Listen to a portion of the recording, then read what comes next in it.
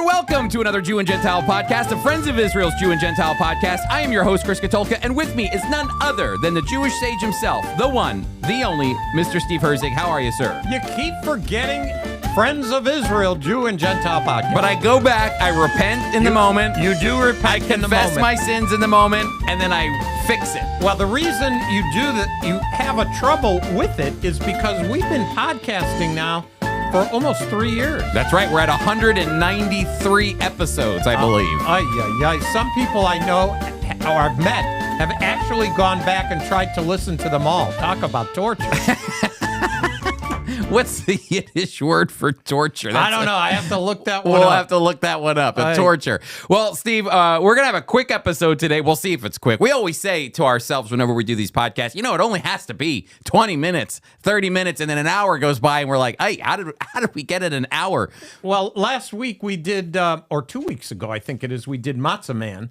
And that cracked us up so much that we watched the whole thing through. That's right. And, we've been enjoying our time together, too, because we've got our new mug rugs from Lynn, all the way from the United Kingdom, who listens in Northern Ireland. For our snacks. 100%. The little Israeli flag, the Americano, the whole shebang, bada bing. We're thankful for Lynn and all those who listen to the program. Hey, just a fresh reminder, you can get free stickers. That's right. To show your love and support for Israel and the Jewish people by simply texting us at 424-444-1948. And when you text us, we're also, if you're interested and you want a pin with an American flag and an Israeli flag, I think we might have already given out all the Canadian ones, Steve. So I know. So, but if you would like those, you can just say, I'd like a pin too, and we'll make note of that and try to get that out to you as soon as we can. Again, 424-444-1948. All right. So, Steve, many years ago, I sat down with you, and you and I have done a lot of speaking engagements together. And I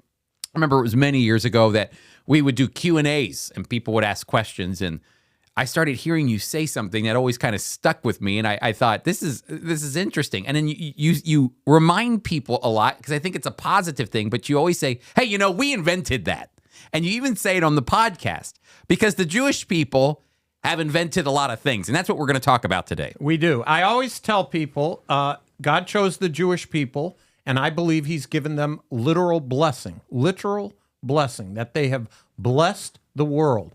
Certainly, number one and number two, or 1A and 1B, if you will, is the Messiah of Israel, who's Jewish. Surprise, surprise. Jesus, the Messiah, is Jewish. And the Word of God, which out of 63 books, are 66 books, 63 of them are Jewish. The other three, maybe. You could debate. Well, maybe. Job, a contemporary of Abraham, and then Luke, but I contend he was Jewish. After all, he was a doctor. Well, and I read a book by a Jewish scholar recently on Luke, Acts, and he argues that, boy, Luke knows a lot about Judaism to not be Jewish. So anyway. You never know. But I always say I'll give you three. And I also say not all Jews are smart.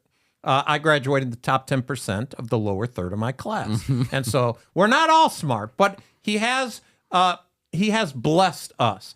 And we have invented a lot of things. For instance, as we went through Passover, we just completed Passover. We're in the midst of counting the Omer till Shavuot, or Pentecost.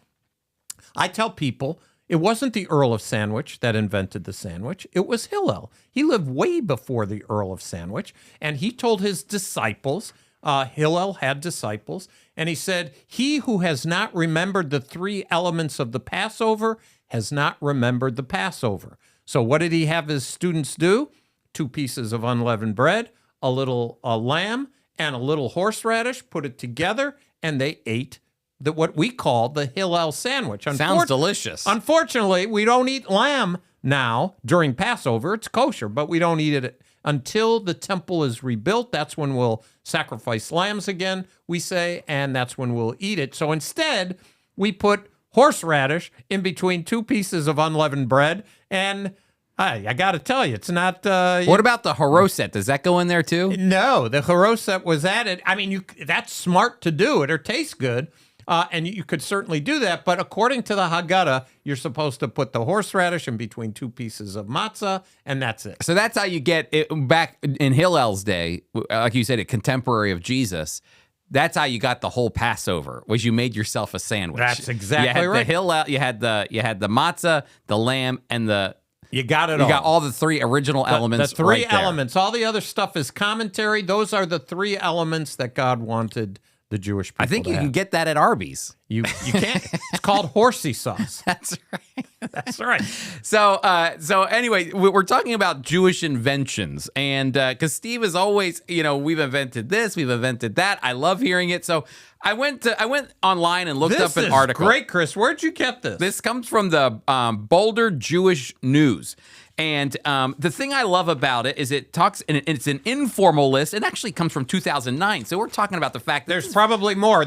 We have 15 one years. page here. There's probably more pages now, all these years later. All right, so this is an informal list of Jewish inventions, innovations, and radical ideas from Catherine Bernheim's presentation on why Jews have been innovators in disproportionate numbers at smashing the idols, at teach-in and launch of movers. And so she actually breaks it up. I want to read how she breaks it up here, because this is how we'll have the conversation. Jews, this is the way she breaks up the inventions. Really practical inventions. We'll talk about those. Really big inventions. Cultural contributions. Game changers. Inventions beginning with the letter C. Never buy retail. That's a good one. I feel better already. High tech, not high tech, but high tech. How did we live without these? And a noble people. All right, Steve. So let's start with really practical inventions. Your people have invented these things, so why don't you kickstart Well, this? we start with the name Levi. That's right. Not my son. Not your son, Levi. These are blue pants with a Levi a name attached to it. We call them jeans. That's right. And That's right. Levi jeans were invented by Jewish people. That's right. I Levi didn't know Strauss. this. Lipstick was invented by Jewish people. I did not know that either. And this is another big one, Steve. I didn't know that. You need to add this to your repertoire. I do. The ballpoint pen. Amazing. Cross should know about this. I'm telling you. Cross pens, the ballpoint pen. That's right. How about instant coffee, Steve? Instant coffee. My wife is not happy about that. She doesn't like instant coffee. But in Israel, when we first traveled there in the early 80s, that's all they had. They didn't have the baristas that they have now. You were in the hotel. You took the spoon and you went, in the cup and then the hot water. Hey, instant coffee, not good. I'll be honest with you. I think the instant coffee in Israel is pretty good. You get that Nescafe. I think it's a pretty decent coffee. All but right. I wouldn't buy it here, though. I'll always go with my drip So coffee. you're saying that the coffee in Israel, just the coffee bean, is better than No, in the America? instant coffee. I know. So the process of the beans, the coffee beans. Oh, could be. You're saying they're probably better there than they are here. You only got what you could work with, right? That's true. I don't know. Or maybe it's just the Or way the that they take process. the coffee bean and turn it into the yeah, instant. could be. All right, Steve, here's another big This one. is big for men. This is huge. Chris, before we This even creates say it, service in my life as yeah, well. I got to tell you, again, this is a general statement. I don't know about you, Chris, but when Karen's ready to go somewhere, say there's an event, maybe it's here at Friends of Israel. There's an event. You got to get dressed for it. She'll look in the closet. My wife does the same thing. Look, and they go in their closet. They look. There's tons of clothes there. There's tons of them. And you know what they say? I don't have anything to wear. I got nothing. And you say, wait a minute, look at all. No, I got nothing. But then for us, you and me, we watch TV. And we have whatever you stream, you have cable, whatever it is, and we have a clicker. Yep. We have a clicker. Yep. And we'll say, it's been a long day. I just want to sit and veg a little while. And you start clicking and you go through the menu. Or I'm in a hotel and I go down the menu. You're clicking and clicking. Just like the ladies who can't find anything to wear amongst 10 billion things, we can't find anything to watch. And then it's the end of the world when you can't find the remote. That's the big thing. Because I can never find, I'm going, who took the remote? How am I? Now, in the past, you could go right up to the TV and turn the TV on. All right, I can't find the remote. Turn it on. You flip it on. You can adjust the volume on it. bupkis anymore. There's no buttons No anywhere. remote, you can't watch. That's right. Can't even turn it on. You can't even turn the TV on. And even if you could turn it on, you can't change the channels. So this is why the television remote control was invented by a Jewish... I didn't know this. And just so you know, I think it's true. I recall reading somewhere that it was a Jewish invention to find the remote control. Oh, really? I did. I not 100% sure, but I remember reading an article That about must have been between 2009 and It today. probably was. All right, the next one, another big one, traffic lights, Steve. That's a big one. That is big. That has saved big. a lot of lives right there, okay? Unless you're in some other countries other than in North America where they don't care about lights at all. They just go. Do you think, in my mind, the Jewish mind lives in the world of green, yellow, red? I think that's a fair statement. Okay, the green, the law says go for it. And they go. The yellow, we got to talk about it. It's a debated topic. And then there's the red. For button. Don't even go near it. Don't even go near it. So now when you're driving down the street, you can think about the Jewish guy that was thinking, yes, we could go. We got to talk about it with the rabbis. And nope, rabbi says no way. No go. All right, so that was traffic lights. The next one, Steve, I think this is interesting. A flex straw. Okay, a flex straw, flexi straw. Is that? I guess that's when you. I don't even bend know. it. Yeah, I guess it's the kind the plastic one that you can move around and right. I think that's what it is. Now I don't know what other states have. See, we've gone through a roller coaster ride with straws recently. You know, Yes, we we had have. our plastic straws, and Now then- you're speaking as a New Jersey person. that's right, because then we had the law where you could get a plastic straw, but you had to ask the waitress for it. It was like to prevent the straws. Then I think the waitresses got tired of that, and they're like, just take the straws. Then we had the paper straws. Yep. And now it's all coming full circle back to the plastic straw again, which Straws are back, baby. That's but these are the straws that bend like this, okay? That's right. That's right. So that's practical. These are all pretty practical things. I'm just going to tell you right now, I'm looking over this list, and I see things that I can't live. I wear jeans all the time. Okay, I use a ballpoint pen all the time. Instant coffee, when I go to Israel, I drink it all the time. I have to have my television remote. Every man needs a remote control. Traffic lights, that one. You gotta have that. Gotta have that. And I gotta tell you, as I've gotten older, Chris, my clothes have become my bib. So I need Scotch Guard. Yeah, that's an for my clothes or for the furniture. I don't know what happens. Once you hit certain ages, it's like the food goes everywhere. That's right. And that was actually another one of the practical inventions. All right, Steve. So that's practical Jewish invention. Do you feel justified? So far, but we've only just begun. All right, here we go. These are really big inventions, Steve. I love the really big inventions. And then read the first one. The atomic bomb. Yeah, I would say that's really big. That's a big one. They led with the big one, the atomic But bomb. the second one follows. The thermonuclear bomb. I love, but look what number 3 is. They put him number 3. That's crazy. Really big. And he's not an invention. That's right. I protest. This is not an invention, in my opinion. I agree. So we're not saying this is an invention because he's the creator, not the created. That's okay? right. If they list atomic bomb, thermonuclear bomb, and then they list God. And they put God between the thermonuclear bomb and genetic engineering, okay? Unbelievable. We should, look, when I say we should take God out, I mean God is unique. He's one of a kind. He is, and he is to come. He's the great I am. He doesn't belong in a list of inventions. At least he's not in practical inventions. That's right. All right. That's right. But, we say that jokingly, but we're dead serious because we're actually going to connect you to why God should not be in the really big inventions, of course, in a moment. Genetic engineering and the nuclear chain reactor, and then Steve, virtual reality, VR. You know, a number of years ago, I was visiting my daughter in St. Louis. This was probably 5 years ago. So my grandson would have been about 10, and he got one of those virtual things, visor you put on your face, and you got to, I don't know what they're called, but man, did he love that thing. And he let me play with it a while. Chris, you're reaching out, you're trying to pick things up. There's all kinds of different programs. Well, then I went back, obviously, since then. I say, hey, whatever happened to that? I don't do that anymore. I don't know how. It is a fad. It is a fad. I don't know how much money. I know it would be a few $100s. I don't know It's what at least it costs. $300 or $400. Okay. On the cheap end. So now I'm separated by miles, so I'm not there all the time. So I'm there, and he is into it. I could barely play with it, but he let me, which I was glad. So I did. And then I come back, and it's though, oh yeah, I have that. I don't even know where it is. I don't do it anymore. Yeah.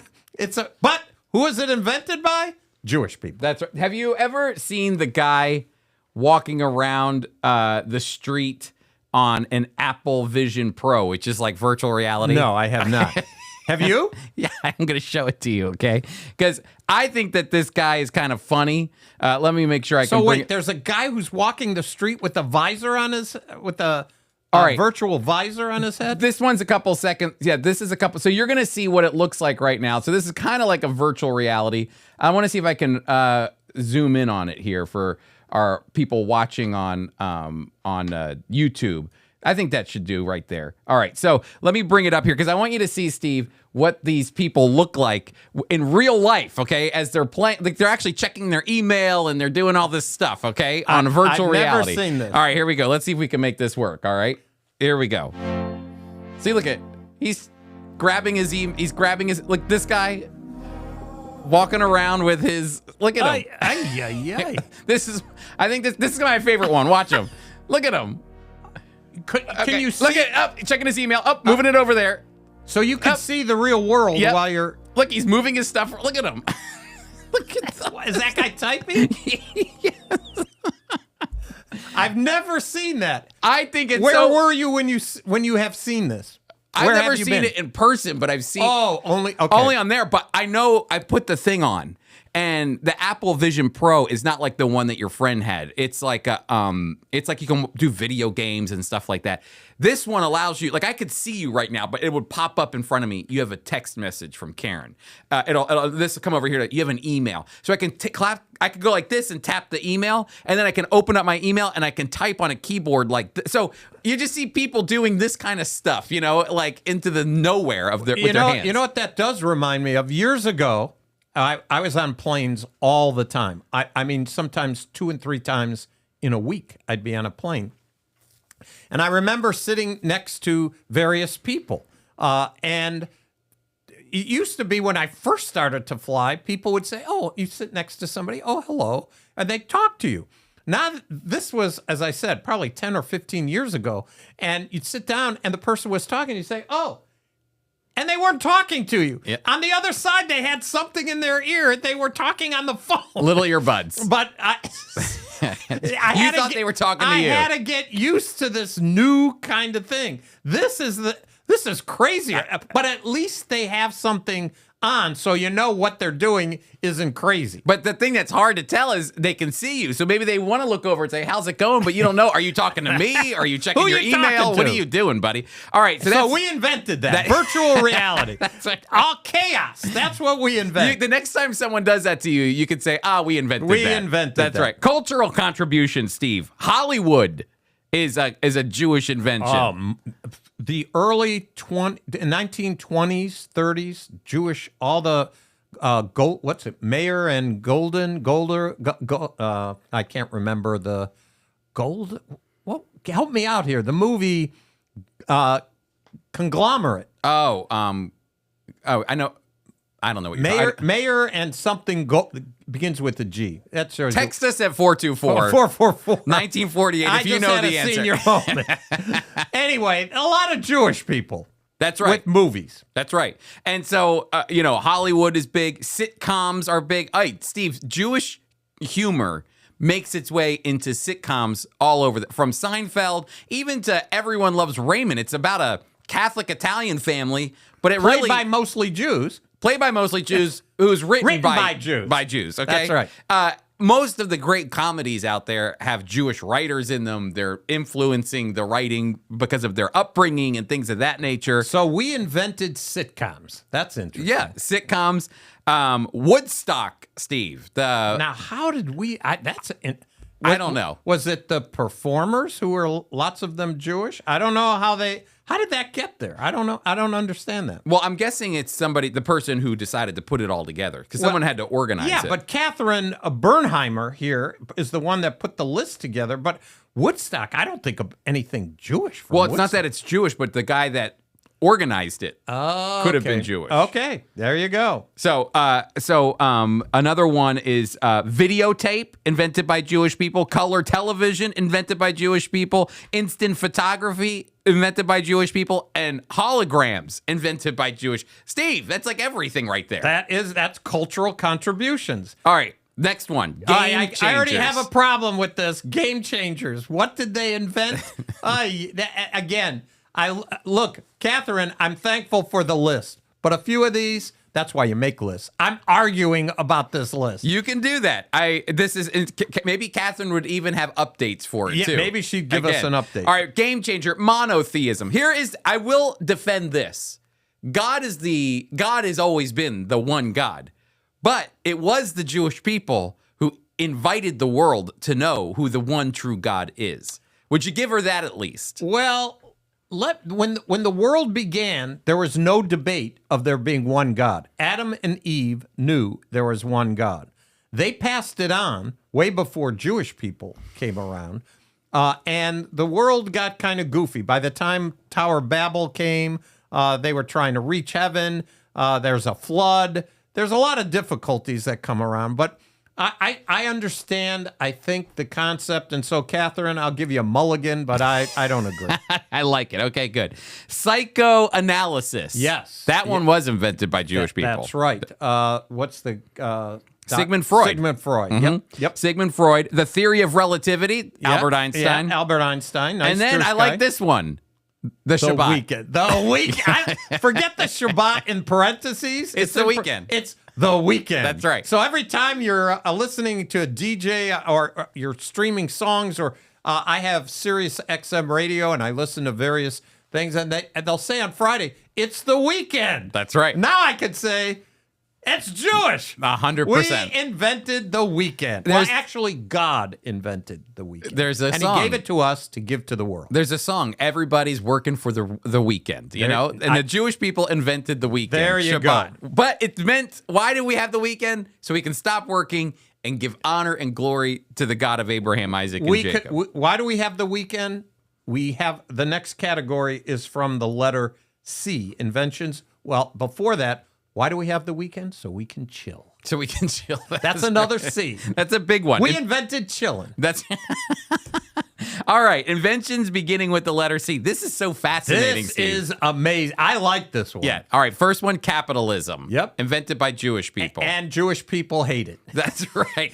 And In Israel's history, it took Benjamin Netanyahu, who grew up in Philadelphia. Mm-hmm. His father was a professor at Dropsy University, and he was growing up. He's Israeli, but he grew up here. He went to Cheltenham High School. Yes, he here. did. Mm-hmm. Yes, he did. But capitalism in Israel, when they founded the state of Israel, it wasn't on capitalism. They didn't like it at all. It was founded with a socialist, even communist mentality. Yeah, the kibbutzes are based off of socialism and communism. 100%. They're kind of like mini communist cities kind of thing But going on. we like capitalism. It has its shortcomings and its strengths like anything else. But in fact, when Israel started with the socialistic background, the kibbutzim were all over the place, and the majority of the Israelis were living in kibbutzim. But over time, several of them left. And I interviewed several of them back in the 80s when it was already way down.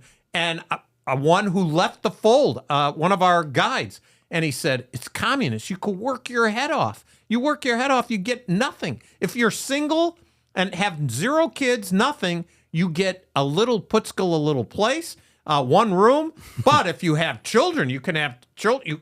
You're married, you get a big villa. Yep. Because it's on need. You could be a doctor and you get less than the guy who opens up a garage. Because it's all based on your need, not on your accomplishments. Capitalism is based on your accomplishments. That's right. But what's interesting is that it's saying Jewish people invented capitalism, but then the next C is communism. That's right. Jewish So people invented communism. We don't know whether we're coming or going. That's right. So you can't label them one or the other. That's the thing. That's Capitalism, communism. But then here's the other thing. The other another C. C. A big one. A big one. Circumcision. Brit Milah. I always tell people I'm thankful when I was 8 days old I knew nothing. They stuck a Manischewitz gauze pad that was dipped in Manischewitz wine, shoved it in my mouth. I was probably, this is pretty good stuff. And bada bing, bada boom. Done. Welcome to the covenant community. That's right. I'm now part of the Landsman, the Jewish community. All right, so we go from the Capitalism, communism, circumcision to cheesecake, which is what you have right after everybody witnesses the circumcision. That's right. The Brit Milah. That's right. Everybody, let's have some cheesecake. That's right. And you know what? When you go to your cafeteria, whether it's at work or at school, this I did not know. Jewish people I'm invented the check this cafeteria. out. How do you invent the cafeteria? Maybe you make it official. I don't know. I don't know. We'll have to ask Catherine. All right, here's the next one. Never buy retail. Just that statement is it's ingrained in the Jewish community. That statement that Catherine makes, never buy retail. I don't know if that line was invented by us, but we sure milk it for everything it has. All right, here we go. Discount stores, invented by Jewish people. Pawn shops, invented by Jewish people. The shopping cart, invented by Jewish. And the ready-to-wear clothing industry. That's true. We had mentioned that, and I forget, somebody was telling me, or I was watching a video about how it was a Strauss. The Strauss, in fact, you know what it was? At the Yad Vashem, they have the children's museum. At Yad Vashem. It memorializes the 1.2 million children killed during the Holocaust. And it was the Strauss family, not the Levi Strauss family, a different Strauss family, because their son was killed in the Holocaust, a young boy, Uriel, I think, maybe something like that. And they have his face carved on there. But that family would go on to invent, as a Jewish family, would go on to invent how, they were saying maybe 100 years ago or 150 years ago or 125 years ago, if you wanted a suit, Steve, you'd have to go to a tailor, and the tailor would make you a perfect suit, and you had to come back, go back, measurements, all that. The whole thing, and then you had that one suit for the rest of your life, and you paid for that.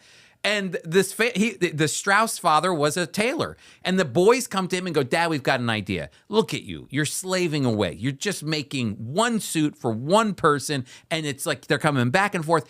But everybody kind of has the same size, and we just break. A 40 regular. That's right. What most Jewish men are. A 40 regular. That's what I am. There you go. So I should say a 40 small. But the reality is like he goes, if we just take the normal measurements and we break them down into segments, we can just mass produce the same suit over and over and over again, and then we can sell them, and people can come in and they can buy them right off the rack. And that's what they did, and they became so wealthy because of that one invention, which invented the retail store where people would come in and go shopping. And so the Strauss family. Amazing. But I like, here's this category, Chris.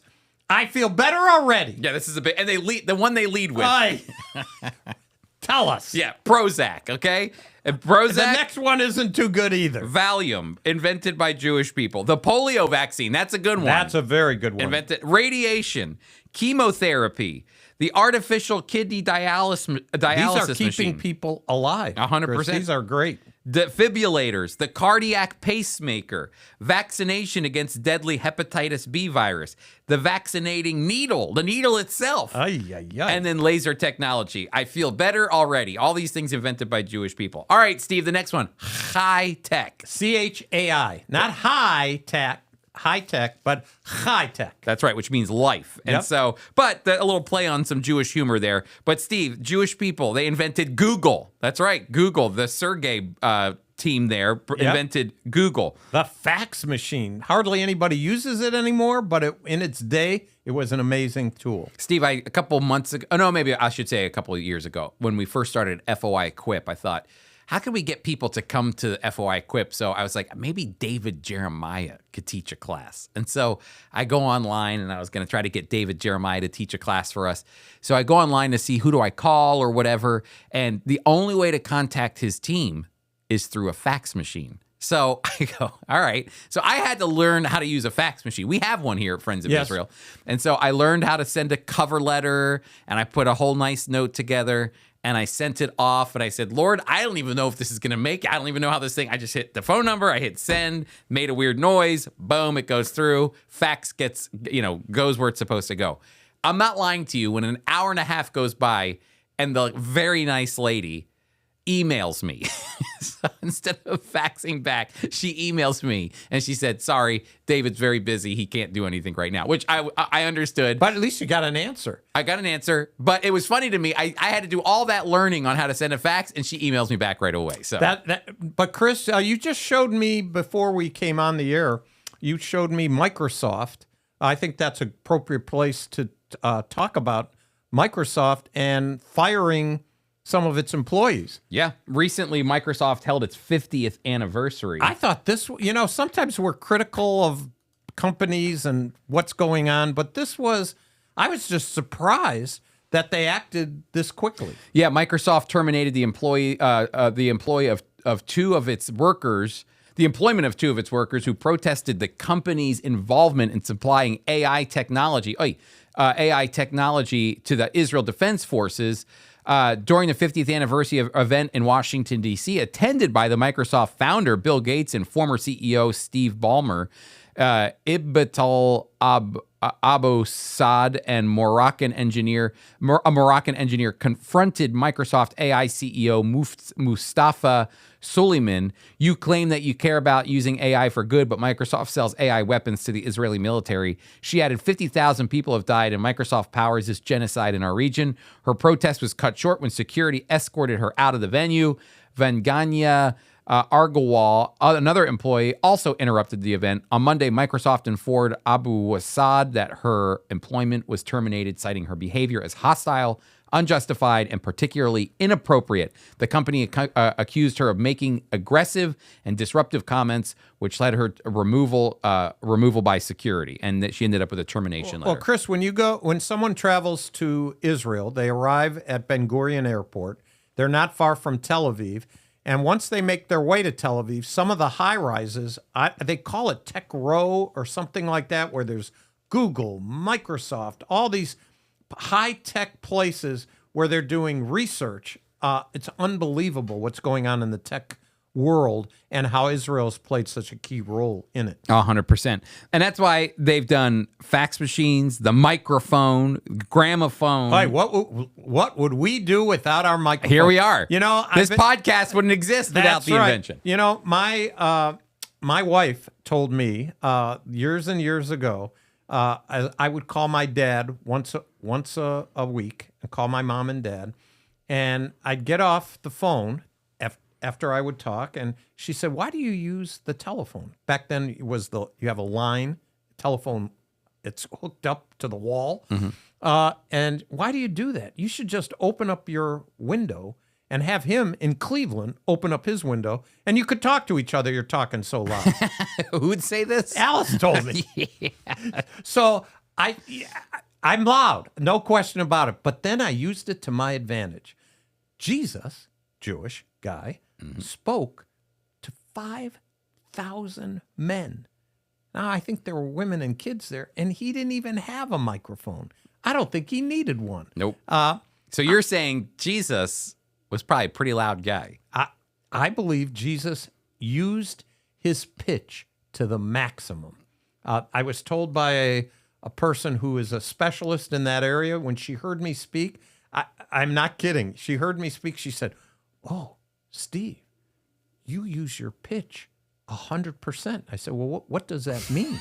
She said, "Very few people are able, when they speak, to use their pitch 100%. I said, "So that's good?" She said, "Yes." So Alice was in the kitchen. I said, "Alice, come over here.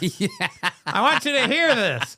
And so she said, "Yeah, I'm just telling you, your husband, his pitch is perfect." I said, "Do you think Jesus's pitch?" She said, "Oh, undoubtedly, Jesus's pitch would have been perfect." And when you have 100%, that means you're able to project better to the max of anybody's capability. So I think Jesus had 100% pitch. He didn't need a microphone.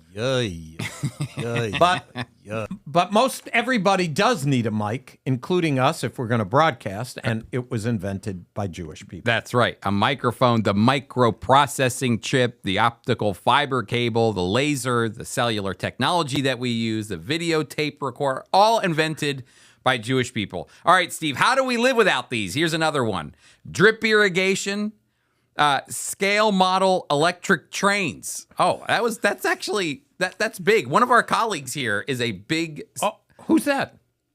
Tim Harrison. Oh, he's a train guy. Yeah, he does model trains and whatnot. Cool. The pager, the walkie-talkie. The pager. Yeah. Ask the Hamas. Lebanese. That's no, right. Hezbollah. Ask the Hezbollah guys. What do they think about? Not only did they invent them, they put little bombs in them. They modified them. That's modified them. That's right. They modified them. Refrigerated railroad cars, high vacuum electronic tubes, incandescent lamp, the Kodachrome film, the blip, the adding machine, the stainless steel. That's huge. And Not tapered. the blip, the blimp. Oh, the blimp. Right. The blip.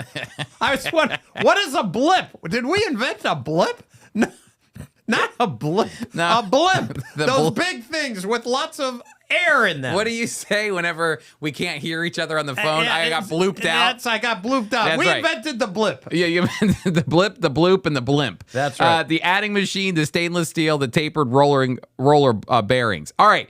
Last but not least, and actually this number is probably outdated, but noble people. Steve, at least 178. Not noble people. That's what it says. A noble people. The Nobel. The first word. Gotcha. Sorry. Sorry. A noble people is the phrase. Yep. Or I guess it should be is it Nobel there? Nobel. Yes. A Nobel people or maybe. a noble people. A noble people invented the Nobel. There you go. At least 178 Jews have been awarded the Nobel Prize, according to 23% of all individual recipients worldwide between 1901 and 2008.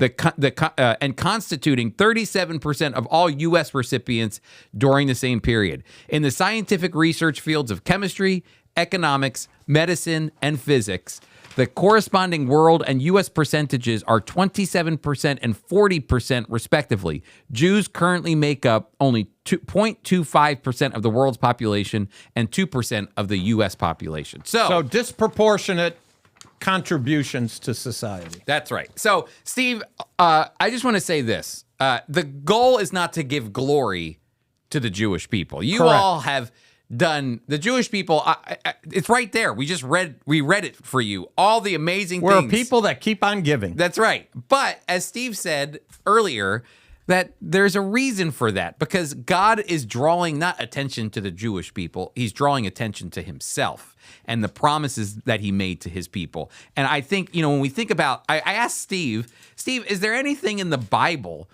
where like the Jewish people invented something in the Bible so we could highlight the scriptures? And, we batted around ideas. And then Steve was reading something. I said, the creation account is the greatest invention. That's why God's name shouldn't be in this list. He is the creator. He's the one who gave all of us through his image of creation, as we're endowed with his image. It says in Genesis 1:26 He and gave 27. the Jewish people the capacity in which to deliver what they do. That's exactly right. And that's why he is the ultimate creator. In the beginning, God created the heavens and the earth. And so, my kids, there's a phrase that kids say these days. Uh-oh, what is it? It's this.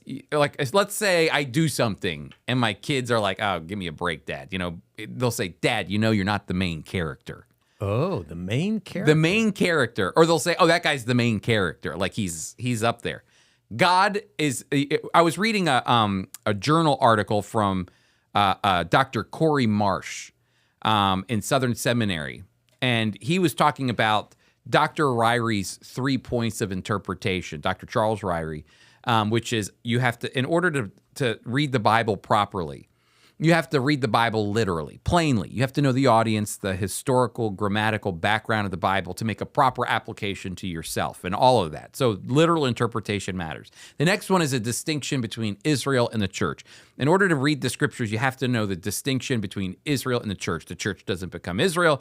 Israel doesn't become the church or replace. Nothing is replacing each other. God has a program for Israel. God has a program for the church. And then finally, in the very end, all glory is given to God.